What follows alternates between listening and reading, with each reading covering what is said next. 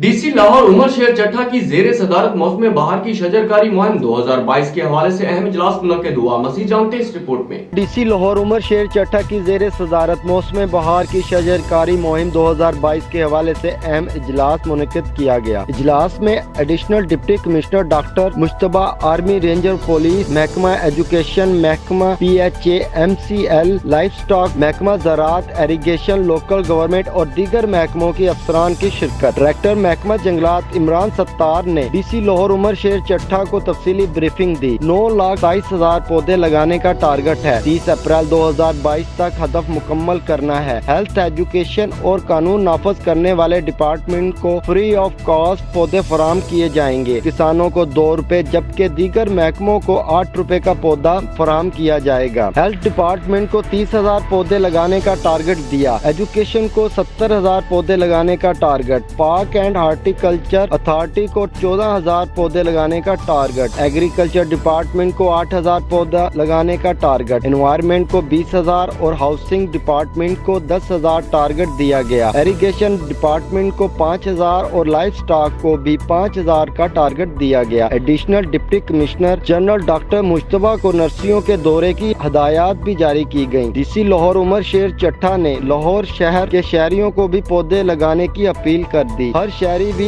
एक पौधा लाजमी लगाए। दरख्त लगाने से माहौल के तनाव में कमी होगी। अपनी नस्लों को सबसे बेहतरीन देने वाला तोहफा दरख्त है। दरख्त लगाएं, जिंदगी बचाएं।